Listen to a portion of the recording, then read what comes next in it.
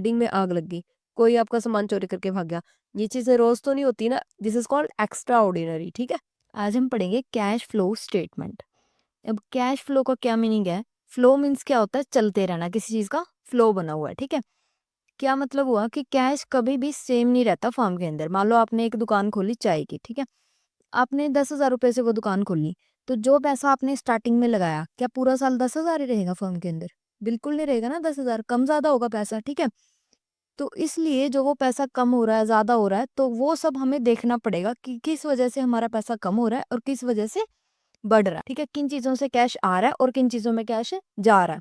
तो पैसा किन्हीं चीजों से आता है फर्म के अंदर और किन्हीं चीजों में लग जाता है पैसा। ठीक है, तो अब अगर आपकी एक फर्म है, ठीक है, आप उसके मालिक हो, तो आपका फर्ज बनता है देखना कि किन चीजों में पैसा आ रहा है और किन चीजों की वजह से पैसा जा रहा है। ठीक है, ताकि अननेसेसरी पैसा अगर कहीं जा रहा है तो आप उसको कंट्रोल कर सको। तो अब हम परफॉर्मा देखते हैं हमारा कैश फ्लो स्टेटमेंट का। ठीक है, हम पूरी एक स्टेटमेंट तैयार करते हैं जिसमें हम कैश का फ्लो लिखते हैं कि कैश में कहाँ कहाँ कैश आ रहा है किन किन चीजों से और कहाँ कहाँ पे कैश जा रहा है किन किन चीजों में। ठीक है, कैश फर्म के अंदर कितने तरीके से आ सकता है, तो एक एग्जाम्पल लेते हैं। मान लो आपकी एक चाय की दुकान है, ठीक है, तो उसके अंदर आपके पास कितने टाइप से कैश आता है?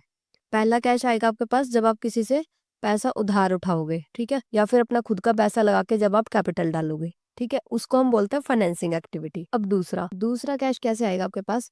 जब आपने पैसा लगा दिया उस फर्म के अंदर, ठीक है, फिर आप क्या करोगे उस पैसे के साथ? केटली खरीदोगे, बेंचेस वगैरह खरीदोगे और क्या क्या खरीदोगे, सारा सामान खरीदोगे। ठीक है, तो उसको हम क्या बोलेंगे? उसको हम बोलेंगे कि हमने वो पैसा क्या कर दिया? इन्वेस्ट कर दिया फर्म के अंदर। ठीक है जी, तो उसके अंदर हमारा पैसा चला गया।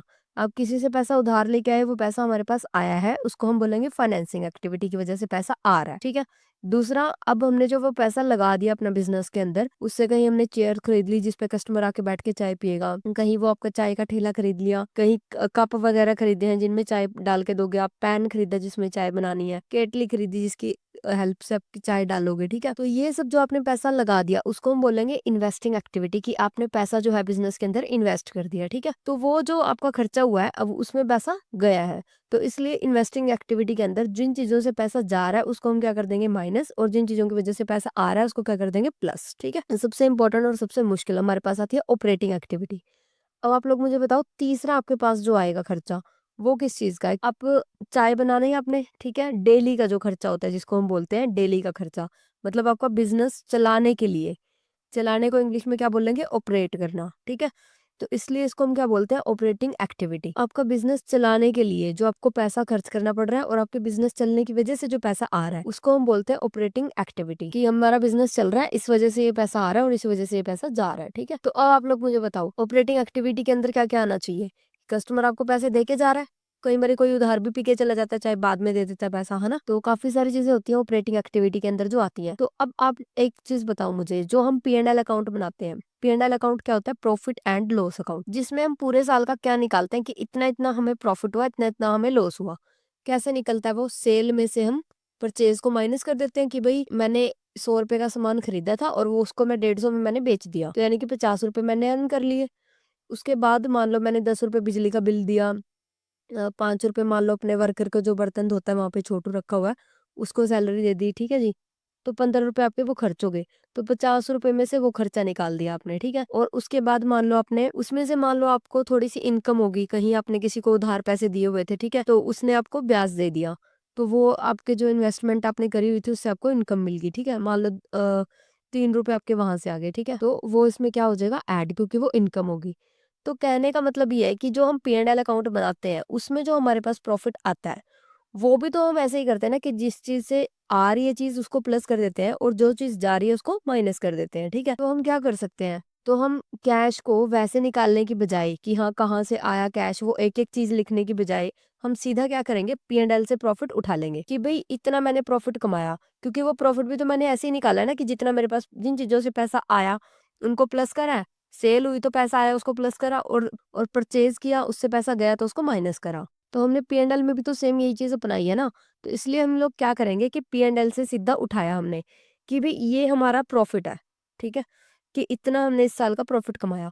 पर अब P&L में एक प्रॉब्लम आ गई हमारे पास, जो हमने प्रॉफिट कमाया है उसके अंदर कुछ चीजें हमने ऐसी भी ऐड कर रखी हैं या फिर ऐसी भी चीजें माइनस कर रखी हैं जो कि एक्चुअल में उनमें कैश नहीं गया, वैसे वो हमारा नुकसान हो रहा है इसलिए हमने उसको माइनस करा, पर उसमें कैश नहीं गया, ठीक है।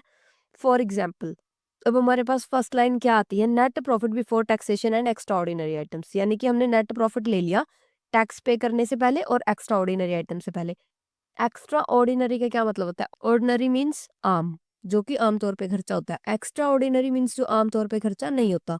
मान लो बिल्डिंग में आग लग गई, कोई आपका सामान चोरी करके भाग गया, ये चीजें रोज तो नहीं होती ना, this is called extra ordinary, ठीक है। तो उसकी वजह से जो नुकसान हुआ है या फिर कोई फायदा भी हो सकता है, मान लो आपकी दुकान पे कोई 50,000 रुपये रख के भूल के चला गया बाई चांस, ठीक है, तो वो आपका फायदा हो गया, ठीक है।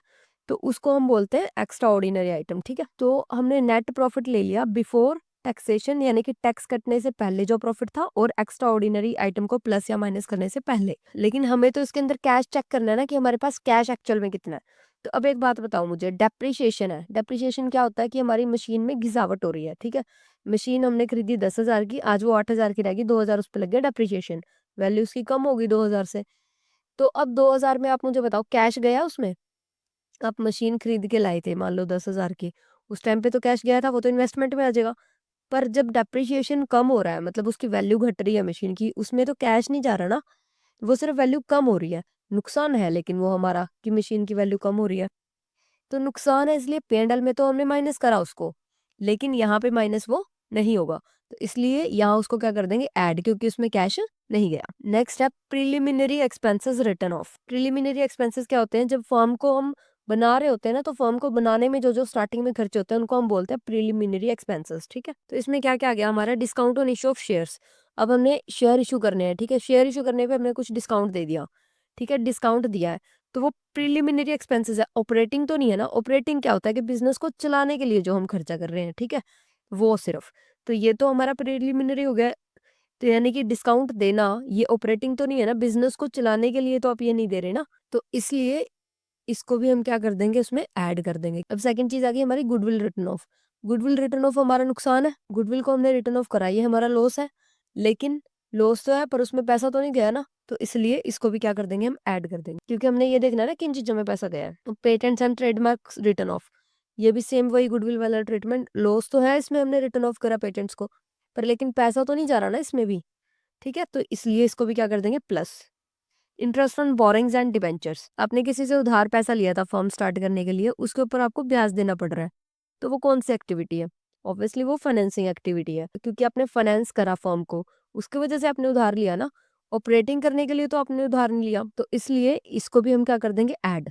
पैसा तो इसमें गया लेकिन ये एक्टिविटी ऑपरेटिंग एक्टिविटी नहीं है। अब सी पार्ट आता है हमारा, जो जो चीजें हमने डिडक्ट करनी है, ठीक है। आप लोग बताओ मुझे क्या क्या डिडक्ट होना चाहिए। जैसे आपने कहीं ब्याज पे किसी को पैसा दे रखा है, ठीक है, ब्याज पे आपने किसी को पैसा दे रखा है, मतलब पैसा कहीं किसी कंपनी में लगा दिया, ठीक है, तो 5% आपको वहां से ब्याज आ रहा है मान लो, ठीक है, तो वो जो आपके इंटरेस्ट इनकम है, इंटरेस्ट जो वहां से मिला, क्या वो ऑपरेटिंग इनकम है। आप जो अपनी चाय पत्ती चाय बना बना के सेल कर रहे हो, उससे तो वो कमाई नहीं हो रही ना, आपने जो पैसा बचा के कहीं और लगाया है वहां से वो कमाई हो रही है, तो वो कौन सी एक्टिविटी है, investment activity, not operating activity, ठीक। अब नेक्स्ट आता है डिविडेंड इनकम, आपने किसी कंपनी के शेयर्स खरीद रखे हैं, अब शेयर खरीदे हुए हैं, इस वजह से वो इनकम हो रही है, चाय बेच रहे हो उस वजह से तो नहीं हो रही है ना, तो इसलिए इसको भी कहाँ आना चाहिए, इन्वेस्टिंग एक्टिविटी में, तो इसलिए इसको भी यहाँ से क्या कर देंगे, लेस, क्योंकि ये पैसा तो आया हमारे पास लेकिन ये बिजनेस की वजह से नहीं आया, मतलब ऑपरेशंस की वजह से नहीं आया। अब नेक्स्ट है रेंटल इनकम, ठीक है, मान लो आपने आपकी जो चाय का ठेला है उसके पीछे एक बड़ी सी कोठी ली और उसको किराए पे दे दिया, ठीक है, तो वो वहां से रेंट आ रहा है आपको, तो वो जो रेंट आ रहा है उसको हम क्या बोलेंगे, इन्वेस्टमेंट एक्टिविटी, वहां पे पैसा आपने इन्वेस्ट करा, उसकी वजह से आपको पैसा आ रहा है, चाय बेचने की वजह से वो पैसा नहीं आ रहा, इसलिए इसको भी क्या कर देंगे, less. Profit on sale of fixed asset,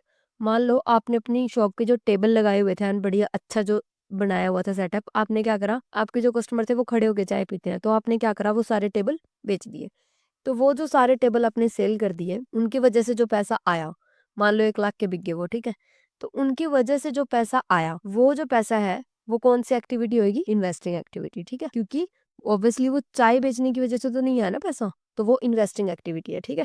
यहाँ से पैसा आया जरूर है लेकिन इसको लेस कर देंगे क्योंकि ये ऑपरेटिंग एक्टिविटी। वर्किंग कैपिटल क्या होता है हमारे पास, अगर हम अब देखें जो अभी तक का जो आया हमारे पास operating profit before working capital changes, चाय बनाने के लिए डेली, ये पैसा आप कहाँ से ला रहे हो, दो चीजों से, फर्स्ट आपने खुद का पैसा लगाया हुआ है और दूसरा किसी से उधार ले रहे हो। तो करंट एसेट मतलब आपके पास इतना सामान है, स्टॉक है मतलब इतना, और उसमें से हम लेस कर देंगे करंट लायबिलिटी, मतलब इतना पैसा आपने लोगों का देना है, क्योंकि कई बार आप उधार भी चाय पत्ती चीनी लेके आ जाते हो ना। तो करंट एसेट्स में से करंट लायबिलिटी को जब लेस करते हैं वो इक्वल आता है वर्किंग कैपिटल के, कि आपने जो बिजनेस के अंदर इतना पैसा इन्वेस्ट करा हुआ है ऑपरेशंस में जो पैसा लगाया हुआ है, that is called working capital. ठीक है, तो वर्किंग कैपिटल में चेंजेस करने से पहले पहले का हमारे पास ऑपरेटिंग प्रॉफिट आ गया है, जिस कितना कैश है। ठीक है, तो वर्किंग कैपिटल में चेंजेस करने से पहले पहले का प्रॉफिट हमारे पास आ गया है, कि उससे हमने कितना पैसा कमाया। अब नेक्स्ट आता है हमारे पास ई पार्ट। उसमें क्या दिया है, डिक्रीज इन करंट एसेट। आप लोग मुझे बताओ, करंट एसेट डिक्रीज हो रही है यानी कि कम हो रही है, तो उसमें कैश आपका आ रहा है या जा रहा है। जैसे for example decrease in debtor. Debtor क्या होते हैं, जिनसे आपने पैसा लेना है, उनमें कमी आ गई। मान लो पहले आपने 20 रुपये लेने थे, अब आपने 10 रुपये लेने हैं, तो यानी कि 10 रुपये उसने दे दिए, तभी कम हुआ ना। मान लो आपने किसी से 20 रुपये लेने थे, अब आपने उससे 10 रुपये लेने हैं, तो यानी कि 10 रुपये उसने दे दिए, तो इट मीन्स कैश आपके पास आया। तो कैश आया तो उसको क्या कर देंगे, प्लस। तो इसलिए जितने भी करंट एसेट है अगर वो डिक्रीज हो रही है तो इसका मतलब पैसा आ रहा है, और इसका उल्टा अगर करंट लायबिलिटी इंक्रीज हो रही है तो इट मीन्स पैसा आ रहा है। तो इसलिए इन दोनों को हम क्या कर देंगे, ऐड। अब एफ पार्ट है हमारे पास, इंक्रीज इन करंट एसेट। अब करंट एसेट बढ़ रही है, और डिक्रीज इन करंट लायबिलिटी, यानी कि करंट लायबिलिटी जो है वो कम हो रही है। तो इंक्रीज इन करंट एसेट, जैसे इंक्रीज इन स्टॉक है, स्टॉक बढ़ गया आपका। ठीक है, चाय पत्ती चीनी आपकी दुकान में ज्यादा होगी, तो वो ज्यादा हुई कैसे, क्योंकि आप उसे खरीद के लाए तो आपने पैसे दिए वहां पे। ठीक है, तो कैश गया उसके अंदर, तो कैश गया, तो इसलिए इसको क्या कर देंगे, लेस। तो अगर करंट एसेट के अंदर इंक्रीज हो रहा है तो यानी कि कैश जा रहा है। ठीक है, अब नेक्स्ट है डिक्रीज इन करंट लायबिलिटी, यानी कि करंट लायबिलिटी कम हो रही है। तो यानी कि अगर क्रेडिटर्स आपके कम हो रहे हैं, क्रेडिटर्स कम हो रहे हैं, तो इसका मतलब क्रेडिटर कौन होते हैं, जिनको आपने पैसा देना है। तो अगर वो कम हो रहे हैं, तो मान लो आपने पहले किसी के 50 रुपए देने थे, अब आपने उसके 30 रुपए देने हैं, तो इट मीन्स आपने 20 रुपए उसके दे दिए। तो अगर करंट लायबिलिटी में डिक्रीज हो रहा है, इट मीन्स कैश जा रहा है, उसको हम क्या कर देंगे, माइनस। तो अब जी पार्ट हमारे पास आ गया, कैश जनरेटेड फ्रॉम ऑपरेशंस। तो ऑपरेशन से यानी कि आपका जो वो चाय का बिजनेस है, उससे जो आपके पास कैश आया है वो हमारे पास हमें मिल गया। लेकिन अब बिजनेस अच्छा चल रहा है तो हमें टैक्स भी देना पड़ेगा, तो और टैक्स में कैश जा रहा है, तो इसलिए उसको हम क्या करेंगे, माइनस। एच पार्ट क्या है हमारे पास, लेस इनकम टैक्स पेड। अब आ गया हमारे पास cash flow from before extraordinary items. ठीक है, तो एक्स्ट्रा ऑर्डिनरी आइटम से पहले का कैश फ्लो हमारे पास आ गया, हमारे पास कैश है। अब हम क्या करेंगे, जो एक्स्ट्रा ऑर्डिनरी आइटम है उसको प्लस या माइनस कर देंगे। अगर वो कैश उसमें जा रहा है तो माइनस कर देंगे, अगर आ रहा है तो प्लस कर देंगे। ठीक है, तो हमें जो है नेट कैश मिल गया ऑपरेटिंग एक्टिविटीज से, इस तरह। Okay, thank you so much.